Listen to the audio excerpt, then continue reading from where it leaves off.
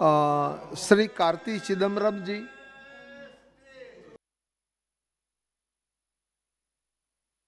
Respected Speaker, sir, I think it's quite heartening to finally debate a bill in this House. It's been a long time since we have had the opportunity to debate the bill. And I'd like to first thank my party president, Mrs. Sonia Gandhi, for giving me the opportunity to be the first speaker in this session on a bill. Sir, while we have over 1 billion people in India, and we always consider that India to be an overpopulated country, there are many people who are unable to have children and who find the benefit from the assisted reproductive technologies. So it is essential that this technology is available to all, and it is also regulated and may ensure that best medical practices are followed while this technology is made available to all. Sir, indulge me a little bit. I am a great admirer of our Puranams, Idihasams and epics. I grew up reading Amar Chitra Kada. I don't even know whether Amar Chitra Kada is still around or not, but I grew up reading Amar Chitra Kada. My maternal grandmother, when I was growing up, told me many fables and stories. Sir, this is a government which professes to draw inspiration from our Puranas and from our Idihasams and from our epics. Government ministers have spoken about Pushpak Vimana. I've asked even research to be done on the existence of the Pushpak Vimana and the science behind it. The Prime Minister has alluded to Ganesha when he was addressing a conference of doctors in 2014. Sir, I come from Shivaganga. Pilliyarpatti is the biggest temple there and the most famous temple there, and we are all great devotees of Ganesha. In fact, there is not a single day goes by where I do not say Ekadantaya Vitmahe Vakratundaya Dhimahi Tanno Tanji Prajodayat without starting my day. But the Prime Minister, when he spoke to the doctors, said that evidence of plastic surgery was there because Ganesha has an elephant head which was fitted to a human being. It's a different matter, and I've always wondered how a circumference of an elephant head can be fitted to a human. But still, we draw inspiration from our Puranas. Sir, our epics have so many instances of unconventional births. Our entire epics, if we read the Mahabharata, is the starting point of that. If you look at the Kuru dynasty of the Kauravas, Dhritarashtra and Gandhari could not have children. In fact, the legend is that the entire Kuru princes, the 100 of them, from Duryodhana, who's actually called Suyodhana. In fact, we must have a debate why Duryodhana's name is not called as Suyodhana, which his real name is Suyodhana. In fact, somebody must explain this to me at some point of time. 100 of them were born on earthen pots. We always believe that this is the beginning of the test tube baby, perhaps came from the inspiration from this. This is what your government believes. Your government always draws inspiration from epics. The Pandavas, again, you know that King Pandu was cursed by Durvasa. He could not have children through Kunti or Madri. In fact, Kunti had to evoke the gods to have children. That system was called Niyoge. Surya was the father of Karna. Dharma was fathered by Yama. Arjuna was fathered by Indra. Bhima was fathered by Vayu. And Nakula and Sakadeva were fathered by the Ashwini twins. So the system of Niyoga was there in those days. And sir, in Kerala, the most revered god Ayyappa is said to have been born between the union of Shiva and Vishnu. That is why he is called Harihara Sudan. And in Tamil Nadu, the most revered god is Muruga. In fact, my parents have named me after the same god. Karti is one more name for Muruga. And he was born from the Netrikant, which is the third eye of Shiva, only from Shiva. So our Puranas have unconventional births are mentioned in our Puranas throughout. This government always says it draws inspiration from these Puranas. But sir, this law which they have drafted is not inspired by the liberal Hindu epics. In fact, this law has been drafted by somebody who's got a regressive colonial Victorian mindset. Please keep that in mind. It is not from the Hindu liberal traditions this law has come. This law has come from the completely regressive Victorian colonial mindset. I will tell you why. Sir, this law excludes many people rather than includes them. See, when I have given you so many instances of unconventional births, unconventional unions in our Hindu epics, this law only allows married people to have access to this technology. It does not allow LGBTQ people to have access to this technology. This does not allow single men to have access to this technology. So this law is actually a Victorian law. It is not a Hindu law. So don't ever say you are a government which is actually propagating Hindu values. If Hindu values are there, it's a liberal value. You are in fact propagating a Victorian colonial value.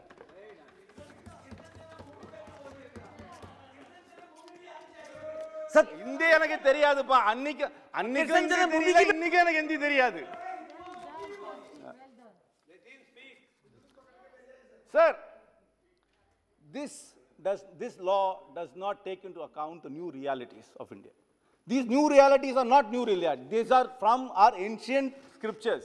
Those unions which are there, which were always there, which were suppressed by the colonial mentality. These unions will also be given access to these technologies. The LGBTQ population, live-in couples, single men must also have access to this technology if they choose to be fathers. Sir, this law is discriminatory. This law violates Article 14 of the Constitution, as well as the Puttaswamy judgment of the Honorable Supreme Court. The liberty of procreation and choice of family life are an intrinsic aspect of fundamental right to privacy. Every individual who is mentally and physically fit to be a parent and financially able to do must be able to avail these technologies, and you cannot discriminate people by the lifestyle choices they make and deny them access to this technology. Sir, this law again is patriarchal. That is even a hallmark of this government, and the hallmark of all it says the person who is capable of donating an egg has to be married, has to have had a child who is at least 3 years old, only then can become a donor. A single woman cannot become a donor. Again, they are taking, this is reeks of patriarchy. According to this government, unless a woman fulfills the role of becoming a mother in an established union, she cannot become a donor. This is again shameful. This is again goes away. You take away the right of an individual to decide how they want to choose to be a donor or not. This again has to be looked at. The minister needs to address this issue, needs to definitely give an answer on why only married women who has had a child, and that child has to be 3 years old, only then they can be a donor of the egg. Sir, there is also something which is very troubling. This law says that you can send the embryo to determine any pre-existing deficiencies. See, this is very problematic because you are not defining what these pre-existing heritable life-threatening genetic diseases are.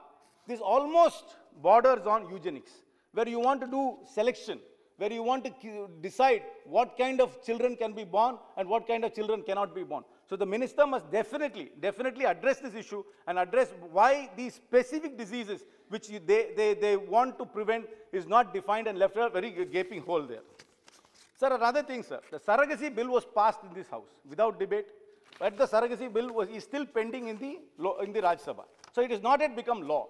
But this bill says there is going to be an oversight board which draws its power from the Surrogacy Act. So why are they bringing this bill when that bill has not become law? There are many conflicts between these two laws. Why do you need to have two bills? Why could both not be combined? The surrogacy bill says you must keep records for 25 years. This bill says you keep records only for 10 years. Again, the oversight board is only through the surrogacy bill. Here, the surrogacy bill has not become an act as yet. So how are you going to establish the board where you're drawing the powers from that act which is not there? So there is a lot of conflict. The minister must definitely address why was the haste in bringing this bill when that bill has not been passed, and why is the need to have two separate bills instead of having one combined bill which they deal with the subject, pretty much the same subject. Sir, another issue which has not been addressed, which could be problematic, which is a very sensitive issue. A child born through a donor after the age of 18 might be curious to find out who the father is. That right is not given here today. And I accept that there is a privacy right of the donor. So there must be some sensitivity in this. And in the ICMR it suggests that the characteristics of the donor must be told to the child. Or the identity, of course, cannot be given because most donors are anonymous. So that sensitivity is not being handled in this bill, and the minister must definitely address to find out how are you going to handle this sensitivity. It's a very sensitive subject. I accept. There's no politics in it. It's a very sensitive subject, and they must deal with it. So as far as the complaint mechanism goes, unless only the board can complain, an individual cannot complain. So you are really taking away the fundamental right of a person from going to court. Only the board can go to court and not the individual. Again, this is very problematic. You can't take away a fundamental right of a person for the right to go to court. And again, the board is only established by the Surrogacy Act, and the Surrogacy Act is still not established. So that is another lacuna which you must address. Sir, you want the Aadhaar card for the donor because you want to identify the donor with the Aadhaar card.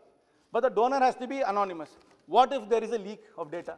What are we doing to protect that? Because a lot of people are donors, but they do not want their identity to be there because they have no legal right over the child. And it's also another thing. So lots of issues of privacy, lots of issues of fundamental rights, lots of issues of discrimination are very much there, and we must take it there.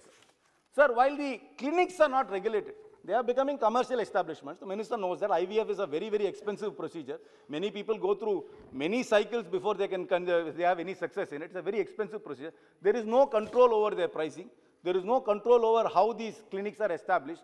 But you prohibit the donors from charging anything because you do not want commercial exploitation of that. There is a lot of merit in that. But there must be some balance.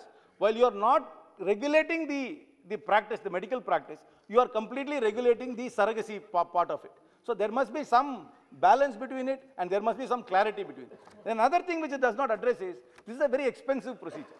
But many people of all strata of society want to have children of their own. What is the provision for them who do not have money? Is there any program which the government is proposing by which people who do not have the resources can also access this technology? This technology cannot be only available to the rich.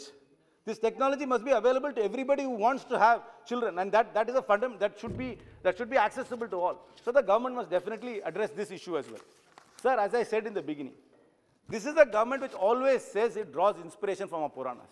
But this government is not at all acting in the way in which I have been taught Hindutva by my grandmother.